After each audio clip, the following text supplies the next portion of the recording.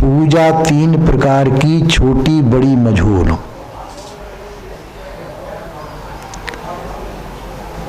छोटी पूजा भी होती है, बड़ी पूजा भी होती है, मझोल बीच की पूजा भी होती है। जैसे पूजा कर रहे हैं, आरती कर रहे हैं, तो कोई व्यक्ति आरती तक पहुंच पाते हैं, कोई नहीं पहुंच पाते। तो जो आरती तक नहीं पहुंच पाए तो वो जहां खड़े हैं वहीं पे समझ लेना चाहिए कि आरती हो रही है, वो अच्छा है। क्योंकि आरती में सब लोग आएंगे, धक्का मुक्की होगी, कोई गिर भी जाएगा, गिर भी सकता है, बहुत परेशानी होती है। तो वो जहां खड़े हैं वहां समझ लो कि आरती हो रही है, हम उसमें शामिल हैं। तो क्योंकि आरती कर रहे हैं वो अच्छी चीज है, पर वहां धक्का मुक्की हो रही है, उसमें आपके द्वारा दूसरे को भी कष्ट हो रहा है, आपका धक्का किसी और में भी लग रहा है, तो वो एक दूसरे को परेशानी हो रही है आरती से। तो जहां खड़े वहीं से उसी में शामिल हो जाना चाहिए, उसमें भीड़ धक्का मुक्की नहीं हो तो अच्छा है। धक्के से कोई गिर भी सकता है, और भीड़ में गिरना बहुत खतरनाक है। मैंने कुंभ में देखा कि जैसे वो एकदम से रस्सी हटा देते हैं। इलाहाबाद के कुंभ में था मैं एक दफे, सी अविनाश साहब जी का वो था कैंप, उसमें था। तो उस समय क्या, जैसे रस्सी हटाई, जैसे एकदम से भीड़ उमड़ी, तो भीड़ में धक्का लगा, आगे वाला व्यक्ति गिरता है, और गिरने वाला व्यक्ति फिर उठ नहीं सकता है, उसके ऊपर हजारों, तो पीछे वाला आदमी भी गिरेगा उसको, क्योंकि आगे गिरेगा तो आपके पैर भी उलझ जाएंगे ना उसमें। तो वो गिरते गए गिरते गए गिरते, बहुत आदमी मरे उसमें, गंगा स्नान करने के लिए पर जा रहे। मेरे को बहुत दुख हुआ देख करके सीन। कोई बड़े बूढ़े थे, अब बड़े बूढ़ों को ज्यादा श्रद्धा रहती है कि हम स्नान करेंगे जा करके, अब वो गंगा तक नहीं पहुंच पाए, बीच में ही खत्म हो गया। तो इसलिए जहां भीड़ होती है वहां बचना चाहिए, क्योंकि कहते हैं, शंकराचार्य ने कहा है कि मानसिक पूजा भी बहुत महत्वपूर्ण है। रत्ने कल्पित मासनम हिम जले स्नानम च दिव्यांबरम। मानसिक पूजा की उन्होंने, मानसिक ही देव बना लिए और मानसिक ही पूजा कर ली है कि मैं हिम जल से, मतलब बर्फ के पानी से स्नान करा रहा हूं, दिव्य आभूषण उनको चाह रहा हूं। इसमें मानसिक पूजा भी कर ली जाती है।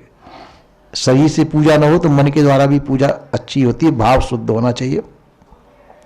तो जैसे आरती जब होती हो तो आरती में धक्का मुक्की न हो, उसकी वजह से यह कि जो कर रहे हैं उसी में अपने आप को मानसिक रूप से शामिल समझ लेना चाहिए। तो आप भी धक्के मुक्के से बचेंगे, वहां भी भीड़ भड़का नहीं होगा, एक दूसरे से धक्का नहीं लगेगा, और आरती तो हो ही रही है, उसमें शामिल मानसिक रूप से हो सकते हैं। तो इसी प्रकार से कहा कि पूजा तीन प्रकार की, छोटी बड़ी मझोल। तीन प्रकार की पूजा, छोटी छोटी भी पूजा हो जाती है, बड़ी भी पूजा हो जाती है, कुछ नहीं मानसिक रूप से भी पूजा कर लेते हैं, वो सब पूजा के अंदर आता है। उसमें कोई भेद नहीं समझना चाहिए, ऐसा नहीं समझना चाहिए कि वो बड़ी पूजा कर रहे हैं तो उनकी बड़ी बात हो। कुछ नहीं, कोई फूल चढ़ा रहा तो फूल भी पूजा, फूल नहीं तो पत्ती चढ़ा रहे, पत्ती भी नहीं हो तो हाथ नमस्कार कर लेना, वो भी पूजा ही है। पूजा के अंदर भाव का महत्व होता है, पूजा के अंदर भाव का महत्व होता है, संपत्ति का महत्व नहीं होता है। कई लोग जो है संपत्तिशाली होते हैं, कोई संपत्ति चढ़ा देते हैं, पर उसका महत्व नहीं है, उनके अंदर भाव कितना है, भाव की पूजा होती है। भाव सहित पत्र पुष्प कुछ भी हो, पूजा हो गई उनकी। पत्र पुष्प भी नहीं है, खाली मानसिक रूप से भी हाथ जोड़ लिए जाते हैं, वो पूजा के अंदर आ गया। तो भाव कितना ऊंचा हो कितना नीचा हो, उस भाव की विशेषता होती है पूजा के अंदर। इसलिए जो है आरती के टाइम पर ज्यादा परेशानी नहीं हो आप लोगों को लिए, धक्का मुक्की नहीं हो, आप लोग भी परेशान नहीं हो, तो उसके लिए बताया जा रहा है। तो जैसे पूजा की क्यों जाती है, अंतःकरण की पवित्रता के लिए की जाती है। अब अपनी आत्मशुद्धि के लिए पूजा की जाती है। एक तो सेवा होती है, एक पूजा होती है। सेवा में पूजा में अंतर है थोड़ा सा। सेवा होती है इष्ट की इच्छा अनुसार, और पूजा होती है पूजा करने के वाले के अनुसार। जैसे आपने कहा कि हम अपने इष्ट को नहलाना चाहते हैं, अब ठंडा पानी है और इष्ट आपके बीमार हैं, और ठंडे पानी से हमको तो पूजा करनी, वो सेवा करनी है, और आपने ठंडे पानी से नहला दिया तो क्या होगा? वो सेवा आपकी काम की है कि बेकाम की? बेकाम की है। अब वो उनको बुखार चढ़ रहा है और आप नहलाना जरूरी है, और ठंडा पानी है, सर्दी के टाइम नहलाएंगे तो वो मामला गड़बड़ पड़ जाएगा। पड़ेगा नहीं पड़ेगा? तो सेवा होती है इष्ट की इच्छा अनुसार। इष्ट की परिस्थिति कैसी है, जिनकी आप पूजा का सेवा कर रहे हैं उनके अनुसार सेवा करनी पड़ती है, वही सेवा है। सेवा के टाइम पे सेवा अपराध नहीं होना चाहिए। सेवा अपराध होते कि सेवा करने में अहंकार हमारे को हो जाए कि मैं सेवा कर रहा हूं, तो वो सेवा के भाव को नष्ट कर देगा। सेवा के अंदर दूषित भाव नहीं होना चाहिए। हमारी सेवा के द्वारा हमारे इष्ट को कष्ट नहीं होना चाहिए, हमारे अहंकार का पोषण नहीं होना चाहिए, क्योंकि सेवा करने पर अंतःकरण की शुद्धि हो जाती है, और अंतःकरण की शुद्धि होने पर नम्रता कोमलता आदि आने चाहिए। अहंकार का कोई काम नहीं।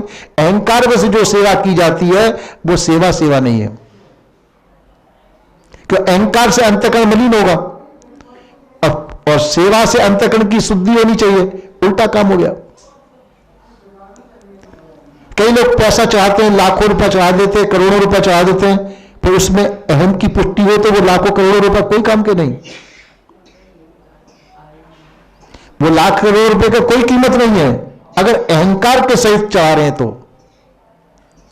और भाव के सहित अहंकार रहित होकर के पत्ती भी चढ़ा देंगे, वो पत्ती उस करोड़ों रुपए से ज्यादा कीमती है।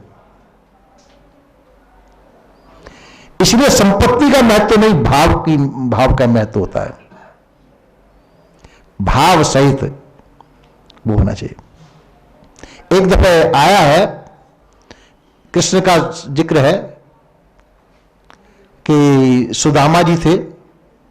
सुदामा जी को कई दिन तक भोजन नहीं मिलता था, तो कई दिन तक भोजन नहीं मिलता था। तो एक दफा क्या हुआ कि हांडी रख दी, कुछ था नहीं, भिक्षा में कुछ मिल नहीं पाया, तो कहा कि आज ठाकुर जी का भोग कैसे लगाऊं, कुछ है नहीं। तुलसी जल से लगा दो, तुलसी भी नहीं थी। तो कहा हांडी देखते हैं, तो हांडी में एक चावल चिपका हुआ था कि चलो ठाकुर जी को यही अर्पित कर देते हैं। तो चावल को ले लिया, तो सुदामा जी ने कहा कि इसमें आधा हक मेरा है, आधा हक पत्नी का है। तो चावल के भी 2 टुकड़े किए और चावल के 2 टुकड़े किए, कल भाई ये तुम्हारा हक है, तुम जो कुछ करो करो, और मेरे हक का मैं भगवान का भोग लगाऊंगा।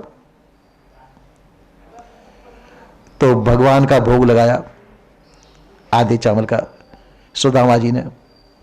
पत्नी ने कहा कि तुम्हारा परमात्मा इतना भूखा है, मेरा भी आधा भोग इसका भी लगा दो, तो क्या अपने हाथ से अर्पित करो। तो सुदामा की पत्नी ने कहा कि आधा चावल अपना भी अर्पित कर दिया। ऐसी तरह कि मैंने कई दिन तक उनको भोजन पाए बिना हुए, पर वो आधे चावल का महत्व कृष्ण ने बहुत महत्व किया उसका। उसके ऋणी होकर के उन्होंने बहुत कुछ दिया उनको। तो आधे चावल से, और चावल तो वहीं रह गया चढ़ाने, तो फिर चावल वहां तक थोड़ी पहुंच पाया, पर वो भाव की पूजा हुई। उन्होंने आधे आधे चावल का भोग चढ़ाया, कुछ नहीं था उनके पास। तो यह है भाव की पूजा। भाव का बहुत बड़ा महत्व है। भाव के सहित जो भी कुछ अपने पास हो, और यदि भाव ना हो तो लाखों करोड़ों अरबों खरबों रुपया, यदि अहंकार है उसमें के अंदर, अहंकार में वो दान, क्योंकि दान के द्वारा और सेवा के द्वारा अंतःकरण की शुद्धि होती है, और वहां अहंकार है उसके अंदर, तो अंतःकरण अशुद्ध होगा, तो उस दान का कोई महत्व नहीं, उस सेवा का कोई महत्व नहीं कि जिसकी सेवा कर रहे हो उसको कुछ परेशानी हो या अपने अंदर अहंकार का पोषण हो रहा हो, उस सेवा पूजा का कोई महत्व नहीं होता है। इसलिए क्योंकि सेवा और पूजा की जाती है अंतःकरण की शुद्धि के लिए, और अंतःकरण की शुद्धि के अंदर ही निर्मल ज्ञान प्रस्फुटित होता है, उस ज्ञान के द्वारा हमारा कल्याण होता है। कई लोग समझते हैं कि हम पढ़ करके पुस्तकों से ज्ञान कर लेते हैं, हो भी जाता है। जो पुस्तकीय ज्ञान होता है वो मस्तिष्क का भार मात्र होता है, कल्याण नहीं कर सकता है। क्योंकि बिना सेवा के जो ज्ञान प्राप्त हुआ है, पुस्तकों को पढ़ने के जो आप ज्ञान प्राप्त करेंगे वो बिना सेवा के प्राप्त हुआ है, और गुरुजनों के पास में, संतों के पास में रह करके सेवा करके जो ज्ञान प्राप्त करेंगे उसमें और पुस्तकीय ज्ञान में बहुत आकाश पाताल का अंतर होता है। क्योंकि वह सेवा के द्वारा हम अंतःकरण की शुद्धि हो रही है, और फिर जो है अपने जिनकी सेवा करें उनके द्वारा डांट फटकार भी मिल रही है। गुरुजनों की सेवा में रहते हैं जो साधकी जन, तो गुरुजनों की डांट फटकार कम नहीं पड़ती। और सेवक सुख चाहे मान भिखारी, सेवक सुख चाहता हो तो सेवा नहीं कर सकता है, और भिखारी मान चाहता हो तो वो भीख नहीं मांग सकता। एक दफे वृंदावन की बात है, मैं भिक्षा ले रहा था, तो एक सेठ जी टाट दे रहे थे भिक्षा में। तो सेठ जी हमें बैठे थे वहीं पे, मैं भी खड़ा हो गया। तो सेठ जी ने कहा, महात्मा जी इस समय आप भिक्षुक हैं और भिक्षुक मांगने वाला होता है, और भिक्षुक से दाता का महत्व ज्यादा होता है। तो आप मेरी बराबर में खड़े होकर के फिर भिक्षुक कहां रहे? आप भिक्षुक की लाइन में लगी है। मैं फौरन भिक्षुक की लाइन में लग गया और टाट ले लिया उससे। तो जो कि इसलिए भिक्षा जो है बहुत बड़ी महत्वशील है, भिक्षा का बहुत बड़ा महत्व है, क्योंकि भिक्षा से अभिमान गिर जाता है। भीख मांगने से अभिमान गिर जाता है, और अभिमान गिरेगा तो जो कि आपके अंतःकरण की शुद्धि होगी। इसलिए संत जन भिक्षा मांगते हैं अपने अभिमान को चूर करने के लिए। एक दो वृंदावन की बात थी, मैं पहला साधु नया था, उस समय पे क्षेत्र बट रहा था, सब संत महात्मा लाइन में लगे हुए थे, और मेरे को शर्म लग रही थी लाइन में लगने में कि मैं लाइन में लगूंगा, कोई देखेगा क्या कहेगा, तो मैं अलग खड़ा हुआ था। अखंडानंद जी का आश्रम था। अखंडानंद जी बहुत अच्छे विद्वान संत थे, कृपात्री जी के गुरु भाई थे, बहुत बड़े विद्वान भी थे। तो उन्हें ये आश्रम था, वही क्षेत्र बट रहा था। अब वो कथा कहने के लिए जा रहे थे अपने उस हॉल में। अब देखो बड़े पुरुषों की बड़ी दृष्टि होती है, उन्होंने एकदम सब हजारों आदमी की भीड़ में एकदम मेरे तरफ दृष्टि गई उनकी कि ये साधु भिक्षा लेना चाहता है पर इसको संकोच लग रहा है। ये साधु भिक्षा तो लेना चाहता है पर इसको संकोच लग रहा है भिक्षा लेने में। अब वो अपनी भीड़ में से एक तरफ होकर, उनका ही क्षेत्र है, वो अपनी क्षेत्र में उन्होंने हाथ कर दिया इससे अपना भिक्षा के लिए, जहां क्षेत्र बट रहा था, और फट 2 रोटी दे दी भिक्षा। 2 रोटी बट रही थी और उसी में दाल ले ली उन्होंने, और दाल लेकर के फट मेरे से कहा, आइए संत जी आप भी ले लो, अच्छा महात्मा जी को भी दे दो। और मेरे को उधर से बुला करके और लाइन में लगा दिया। एक देखो ऐसे भिक्षा ली जाती है और ऐसे खाई जाती है। तोड़ तोड़ के उसमें खाने लगे वो। अब बहुत बड़े वरिष्ठ महात्मा, हम तो भिक्षुक साधु थे, तो उस समय से मेरी हिचक खुल गई कि जब इतने बड़े महात्मा कर सकते, हम तो कुछ नहीं है इनके सामने। साधु को भिक्षा ले लेनी चाहिए, भिक्षा में, क्यों भिक्षा से अभिमान टूटता है, अंतःकरण शुद्ध होता है। अभिमान जब तक रहेगा, चाहे कितने भी अच्छे से अच्छा कर्म करें, और अभिमान जब तक है अंतःकरण शुद्ध नहीं हो सकता है।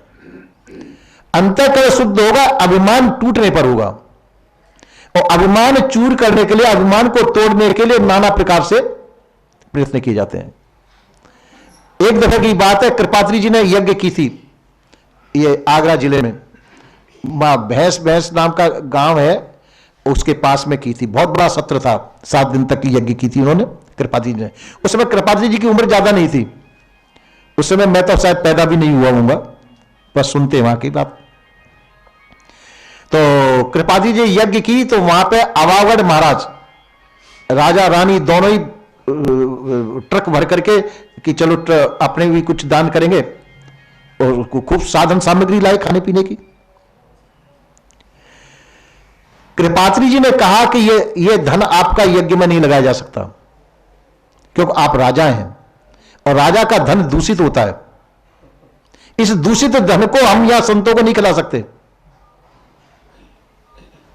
इसलिए आप इसको धन को वापस ले जाइए। वो पूरा ट्रक का भरा हुआ वो वापस लौटा दिया कृपात्री जी ने। तो फिर हाथ जोड़ के खड़े हुए राजा रानी दोनों। तो आपकी यज्ञ में हम क्या कर सकते हैं? हम जो कर सकते हो वही बता दीजिए, सेवा करने आए हैं हम। कृपादी जी ने कहा कि राजा रानी दोनों जब तक सत्र हो, जब तक झाड़ू लगाए यहां पे। ये आपके शरीर के द्वारा, आपका अन्न दूषित है, आपका धन दूषित है, क्योंकि वो आपका कमाया हुआ नहीं है। ये झाड़ू लगाएंगे, ये आपके शरीर की सेवा है। उस सत्र के अंदर गरीबों का अन्न लिया गया था, जो किसान लोग स्वयं पैदा करते हैं उसमें, और अमीरों का धन उसमें नहीं लिया गया था उस सत्र में।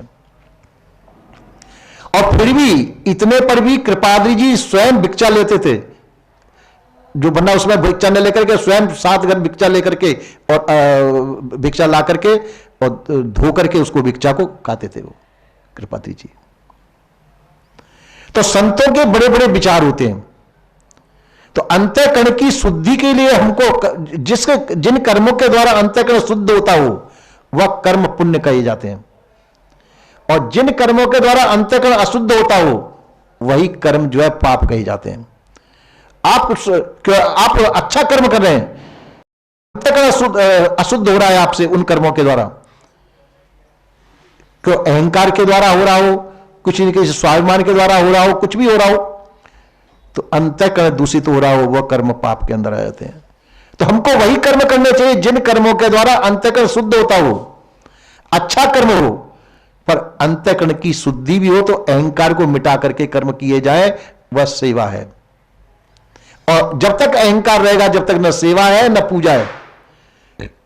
तो मैं बता रहा था सेवा पूजा में, तो सेवा की जाती है इष्ट की इच्छा अनुसार, इष्ट जैसा चाहे उनकी इच्छा अनुसार सेवा की जाती है, और पूजा होती है सेवक के अनुसार। सेवक अपनी इच्छा अनुसार जैसी पूजा करना चाहे कर सकता है। तो सेवा में पूजा में इतना अंतर है। तो इन चीजों को समझ करके, और सब चीज का अर्थ होता है कि हमको अहंकार रहित होना है। अहंकार रहित जब तक हम विवेक का आश्रय नहीं लेंगे, जब तक अहंकार रहित नहीं हो सकते। हमारे अंदर कई कमियां छिपी रह जाएंगी, और विवेक के प्रकाश में ही वो कमी दिखाई दे सकती है। तो विवेक के द्वारा ये चीज समझ लेनी चाहिए कि हमारे अंदर दूषितपन तो नहीं आ रहा, जो कार्य मैं कर रहा हूं इससे मेरे अंदर अहंकार तो नहीं आ रहा, मेरे अंदर कोई गंदगी पैदा तो नहीं हो रही है, मेरे द्वारा कोई सेवा अपराध तो नहीं बन रहा है, सेवा कर रहा हूं सेवा के द्वारा अपराध तो नहीं हो रहा। कभी कभी सेवा ऐसी हो सकती है कि आप सेवा के द्वारा भी इष्ट को कष्ट हो सकता है। जैसे एक दृष्टांत देता हूं मैं आपको। एक महात्मा जी के 2 शिष्य थे, और दोनों शिष्य सेवा करते थे, तो आपस में झगड़ते थे। तो महात्मा जी ने कहा, अच्छा तो ये आधा अंग तेरा है और आधा अंग इसका है, आधे अंग की सेवा ये करेगा, आधे अंग की सेवा ये करेगा। तो दोनों जने आप अपने आधे आधे अंग की सेवा करते थे, और दोनों में खटपट रहती थी चेलों में। अब जाके एक दिन क्या हुआ, एक चेला नहीं आया, एक चेला आ गया, तो वो दबाने लगा पैर को। महात्मा जी सोचा वो आया नहीं है, तो उस पैर को उस पैर के ऊपर रख दिया उन्होंने कि इसको भी दबा देगा ये। उसने कहा, अच्छा मेरे दुश्मन का पैर और मेरे पैर के ऊपर आ गया।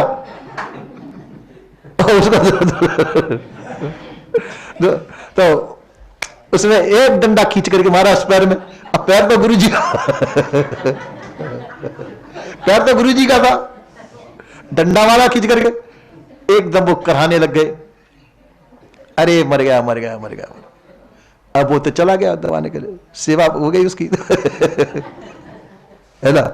अब जाके दूसरा चेला आया कि गुरुजी क्या हो गया?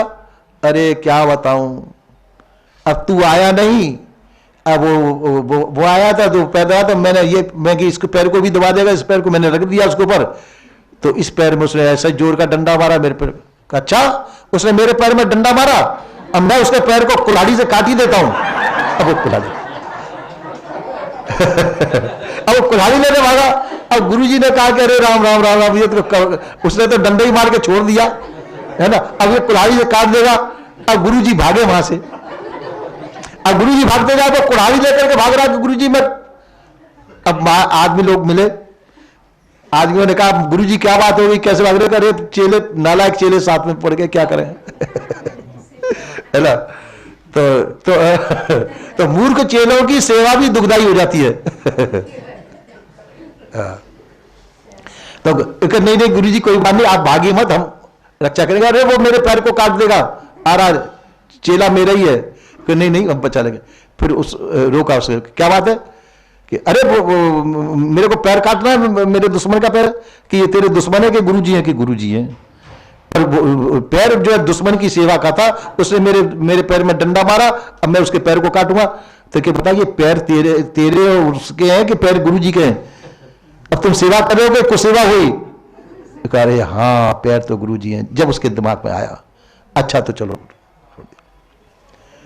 तो इसी प्रकार से बिना विवेक विचार के आप वो सेवा भी दूषित हो जाती है। वो सेवा तो नहीं हुई है, सेवा हुई क्या? सेवा नहीं हुई। तो इसीलिए सेवा करते हुए भी सेवा अपराधों से बचना चाहिए। सेवा अपराधों से बच करके जो सेवा की जाती है उससे अंतःकरण शुद्ध होता है।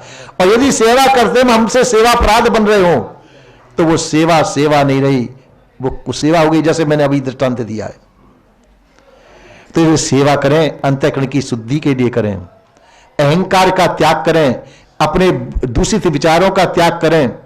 इन विचारों का त्याग करके हमको सेवा करनी चाहिए। और पूजा जो है अपनी इच्छा अनुसार होती चाहिए। गुरुजी तो ये कहेंगे नहीं कि मेरे लिए बिस्तर बिछा दो, गुरुजी तो मिट्टी में भी बैठ जाएंगे, बालू में भी बैठ जाएंगे।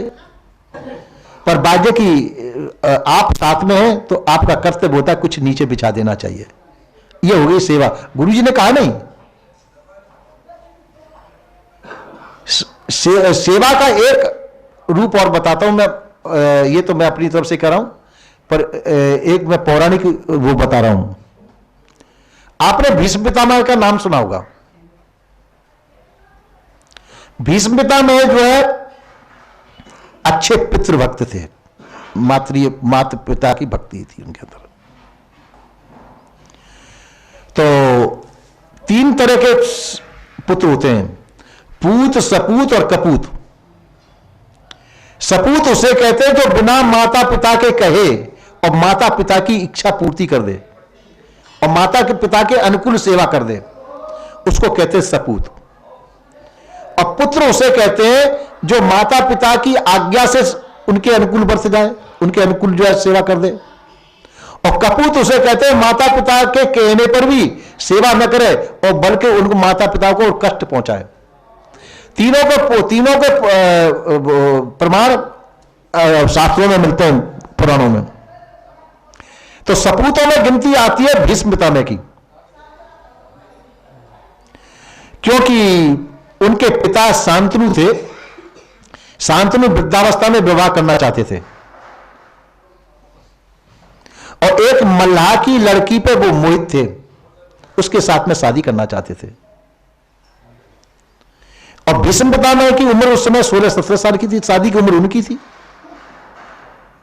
और वो वृद्ध थे। तो उनकी इच्छा थी शादी करने की। तो उस लड़की के पिता ने कहा कि मैं अपनी लड़की की शादी आपके साथ कर तो सकता हूं, पर मेरी लड़की से जो पुत्र पैदा हुआ वो राजगद्दी पे बैठे। उनके शांतनु ने कहा कि नहीं, वो राजगद्दी पर नहीं बैठ सकता, क्योंकि मेरे पुत्र बड़ा वरिष्ठ पुरुष है, वरिष्ठ पुत्र है, वो राजगद्दी का मालिक होगा। तो कहा कि तो फिर जो है मैं सेवा तो फिर मैं अपनी पुत्री को नहीं दे सका। वो उदास हो गए, पिता की उदासी देख करके कई दिन हो गए उदासी हो गए, और अपने मंत्री जो साथ में था उससे भी कह दिया कि किसी से कहना नहीं ये बात है। भीष्म पिता मैंने अपने पिता से पूछा कि आप उदास क्यों पिताजी, सेवा करते थे? कि नहीं बेटा कोई बात नहीं है। तब भी उदासी देखे कि कोई गहरी उदासी है, तो मंत्री से पूछा तुम निकट में रहते हो, तुम बताओ मेरे पिता के उदासी का कारण क्या है? तो पिता ने कि आपके पिता ने मना कर रखा है, मैं बता नहीं सकता। कि नहीं मैं उनका पुत्र हूं, युवराज हूं, मेरा पूछने का हक है, पिता को क्या कष्ट है, कष्ट बताइए। तो उस मंत्री ने बताया ऐसे ऐसे बात है कि अच्छा। खुद भीष्म पिता में उस मल्लाह के पास गए कि आप अपनी पुत्री की शादी मेरे पिता के साथ कर दीजिए। मल्लाह ने कहा कि विवाह की उम्र तो आपके पिता की उम्र नहीं है। कि नहीं मेरे पिता की शादी करनी है मुझे। तो उन्होंने कहा तो आप अपनी प्रतिज्ञा कीजिए। पहला नंबर आप अपनी राजगद्दी का त्याग कीजिए कि पिता के मरने के बाद में आप राजगद्दी पर न बैठे, मेरी पुत्री से जो पुत्र पैदा हुआ वही राजगद्दी का मालिक हो। उन्होंने कहा कि मैं राजगद्दी का त्याग करता हूं, मैं राजगद्दी पर नहीं बैठूंगा। उन्होंने कहा ठीक है आप राजगद्दी नहीं बैठेंगे, आपसे जो संतान होगी वो बलवती होगी, और अभी आपके पिता की संतान होगी वो कमजोर होगी, तो आपके पुत्र उनसे राजगद्दी छीन लेंगे। भीष्म पिता मैंने कहा कि ठीक है मैं शादी नहीं करूंगा, आजीवन मैं ब्रह्मचर्य व्रत का पालन करूंगा, और उस राज्य में आपका पुत्र बैठेगा और उसके वंश की सेवा मैं करूंगा। मैं जब तक जीवित हूं एक एक बूंद की कण आपके पुत्री से पैदा होने वाले वंशज की सेवा करूंगा, मैं राजगद्दी की सेवा करूंगा। तीसरा प्रण और था, मेरे को याद नहीं है। ये भीष्म प्रतिज्ञा उन्होंने की, राजगद्दी पर नहीं बैठूंगा, शादी नहीं करूंगा। किसके लिए प्रतिज्ञा की? अपने पिता की शादी के लिए। पिता ने कहा नहीं था, और आकर के सब व्यवस्था कर दी। पिता ने कहा बेटा ये क्या किया तुमने? कि पिताजी मैं वरदान दे के आया हूं, और आप इस समय शादी नहीं करेंगे तो मैं भी शादी नहीं करूंगा, ये राज लोप हो जाएगा, कौन चलाएगा राज को? इसलिए आपका शादी करना अनिवार्य है। बड़ी खुशी के साथ में पिता की शादी की, उनसे जो संतान हुई उनसे राज चला आगे। और भीष्म पिता मैंने आजीवन अपने सभी सुखों का त्याग दिया, राजगद्दी का सुख त्याग दिया, गृहस्थी का सुख त्यागा पिता की सुख के लिए। इनको कहते हैं सपूत। पिता ने कहा नहीं था, अपनी इच्छा से पिता की इच्छा पूर्ति करने के लिए अपना इतना बड़ा त्याग किया उन्होंने, इसका नाम है सपूत। और पुत्र किसे कहते हैं? कि पिता की आज्ञा का पालन करें। एक दफे क्या हुआ, उनके पिता थे तो पिता में और मां में आपस में खटपट हो गई, तो जाकर के, हालांकि माता पिता दोनों के ही भक्त थे। परशुराम जी का नाम सुना होगा आपने। तो परशुराम जी से जब पिता ने आज्ञा की तुम अपनी मां को मार दो, उन्होंने फरसा उठाया, मां का कत्ल कर दिया। फिर कहा, प्रसन्न हो गए तो कहा अरे पुत्र तुमने मेरी आज्ञा पालन कर दिया, बोलो क्या वर मांगते हो? वरदान मांग लो कि मेरी माता जिंदी हो जाए, जैसी है वैसी हो जानी चाहिए, और उनको ये याद नहीं रहता कि मैंने उनको मारा है। उन्होंने वरदान दिया, मां जिंदी हो गई। तो वो थे पुत्र क्योंकि पिता की आज्ञा का पालन किया। पर ऐसा मतलब नहीं है कि आप भी अपने पिता की आज्ञा लेकर के मां को मार दें। विवेक आज्ञा का पालन करना चाहिए, है ना। तो जब उनमें तो इतनी सामर्थ्य थी कि माने कि पिता मां को मार दिया और मां को जिंदी भी कर सकते थे, जो जिंदी कर सकते वो मरवा देते, कोई हर्ज नहीं है।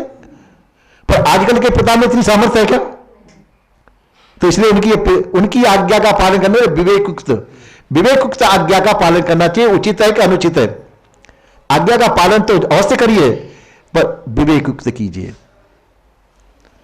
तो ये हुए पुत्र जो विवेकयुक्त माता पिता की आज्ञा का पालन करते हैं, उनकी सेवा के लिए सब कुछ करते हैं, आज्ञा अनुसार कर दें तो वो पुत्रों में आ जाते हैं। और जो माता पिता को दुख देते हो, आज्ञा का पालन भी नहीं करते हो और दुख देते हो, वो कपूत कहलाते हैं। इसका भी प्रमाण पुराणों में आपने भागवत कथा सप्ताह तो सुनी होगी, सुनते ही रहते होंगे, वो तो गांवों में चल रहा है, सप्ताहों की बाढ़ आ रही है आजकल। हाँ, तो उसमें धुंधकारी नाम सुना होगा आपने। हाँ, तो धुंधकारी कपूत था, ब्राह्मण का लड़का था, और ब्राह्मण का लड़का होता तो छोटेपन से ही वो उपद्रवी था, उपद्रव मचाता था, अड़ोस पड़ोस में शिकायतें लाता था, किसी को मारता था, पीटता था, तो घर में शिकायत आती थी। अब बड़ा हो गया, माता पिता के कहने से बाहर हो गया, तो पिता तो घर बार छोड़कर जब चले गए। अब माता थी तो माता को भी मारता था, तो माता जो है घर से निकल के कुएं में जाकर गिर के मर गई। उसने 2 शादियां की, शराब पीता था, जुआ खेलता था, और 2 शादियां की थी। शराब पी के आके पत्नियों को मारता था। तो पत्नियों ने सोचा क्या करना चाहिए, तो सोते को खाट से बांध दिया, मिट्टी का तेल या घी फी को डाल करके आग लगा दी। ऐसा वो सब कपूत। माता पिता उसकी वजह से जाकर के मरे या निकल गए, फिर उसका अंजाम उसकी पत्नियों ने जला के किया। ये थे कपूत। तो पूत, सपूत, कपूत, ये 3 प्रकार के होने चाहिए। होना चाहिए तो सपूत होना चाहिए, अगर सपूत न होने तो चाहिए तो पुत्र की संख्या में तो आई जाना चाहिए, पर कपूत कभी नहीं होना चाहिए। इसी प्रकार से उत्तम, मध्यम, कनिष्ठ, ये साधुओं में भी होते हैं। उत्तम शिष्य उसे कहते हैं जो अपने गुरुजी से भी ऊंचा नाम कर दे और गुरुजी की उसमें प्रसन्नता हो। जो गुरुजी की प्रसन्नता अनुसार, क्योंकि किसी भी गुरु को अपने शिष्य का वैभव बुरा नहीं लगता है, अच्छा ही लगेगा, क्योंकि गुरु का नाम भी रोशन करते हैं। विवेकानंद जी ने अपने गुरु के नाम से ही मिशन चलाए। विवेकानंद जी ने प्रचार प्रसार किया जो भी, रामकृष्ण मिशन अपने नाम से नहीं चलाए, अपने गुरुजी के नाम से ही मिशन चलाए, गुरुजी का नाम ही रोशन किया उन्होंने।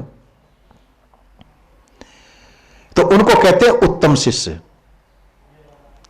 मध्यम शिष्य कहते हैं कि गुरु की आज्ञा का पालन करते हुए जैसा गुरुजी कह रहे हैं वैसा कर लेना, वो मध्यम हो गया। और कनिष्ठ उसे कहते हैं, गुरु कहते हो कुछ और चेला करता हो कुछ, दोनों की पटरी अलग अलग। गुरुजी कहे उससे उल्टा चेला करे, एक कनिष्ठ हो गया। तो साधुओं में भी होते हैं ये इस तरह से। और तो दोनों की रीति रिवाज आपको बता दी। तो हमको विवेक का आश्रय लेना चाहिए। विवेक ये कहता है कि हमको कर्म करें, ऐसे कर्म करें जिनसे हमारे अंतःकरण शुद्ध होते हों। हर कार्य आप पूजा कर, सेवा समझ करके करें। पूजा समझ करके जो कार्य किए जाते, तो आप झाड़ू लगाते हो, टॉयलेट साफ करते हो, पूजा समझ करके करते, वो भी आपकी पूजा हो गई। और अहंकार को लेकर के आप लाखों करोड़ों का दान दे रहे हो, वो कुछ नहीं रहा, अगर अहंकार उसमें छिपा हुआ है तो। इसलिए हर कार्य हम पूजा समझ के करें, सेवा समझ के करें, तो अंतःकरण हमारा शुद्ध होगा। और शुद्ध अंतःकरण के अंदर निर्मल ज्ञान का उदय होगा। वो पुस्तकीय ज्ञान नहीं, पुस्तकीय ज्ञान तो मस्तिष्क का भार मात्र बनता है। ठीक है, यदि अंतःकरण शुद्ध है तो उससे भी लाभ लिया जा सकता है, पर सेवा करके जो ज्ञान प्राप्त होता है वही फलदायी होता है। गुरुजनों के पास में रह करके, उनकी आज्ञा का पालन करके, उनकी डांट फटकार खाते हुए, उनकी कसौटियों को सहन करते हुए, और फिर जो ज्ञान अर्जित किया जाता है वही ज्ञान होता है। और पुस्तक पढ़ के जो ज्ञान होता है कि हमको किसी की सेवा क्यों करनी, किसी का, तो वो लोग पुस्तक से करें, पर वो उनके मस्तिष्क का भार बन गया, अहंकार बढ़ेगा। क्योंकि अहंकार बिना बुजुर्गों के या बिना गुरुजनों की सेवा के अहंकार चूर नहीं होता है, जब तक गुरुजनों की डांट फटकार नहीं खाई जाए। क्योंकि किसी के अंदर अहंकार बढ़ रहा तो अहंकार पर चोट करना गुरुओं का ही काम होता है। गुरु के बिना कोई चोट नहीं कर सकता है उसमें, और गुरुजन में नहीं रहेगा वो। बाहर तो फूलों की माला चढ़ेगी, चाहे कैसा भी हो, तो उसके अंदर अहंकार बढ़ेगा, विकार बढ़ेंगे, उसका अहंकार चूर नहीं होगा तो वो साधु भी नहीं हो पाता है। तो अहंकार का चूर करना गुरुजनों का ही काम होता है। तो जिसने गुरुजनों की सेवा में रह करके अहंकार को चूर कर दिया, अहंकार को चूर करके सेवा की है, पूजा की है, उनका अंतःकरण शुद्ध होगा। उसके अंदर जो शुद्ध अंतःकरण के द्वारा और गुरुजनों के द्वारा जो कहा हुआ ज्ञान उसमें टिकेगा, क्यों? अभिमान नहीं है। पठित ज्ञान के अंदर, जो पठनित ज्ञान के अंदर अहंकार बढ़ेगा, और जबकि इस प्रकार से सेवा के द्वारा जो ज्ञान प्राप्त किया गया है उससे अहंकार चूर होगा, और अहंकार चूर होने पर ही हमारा जीवन कल्याण हो सकता है। इसका महत्व है।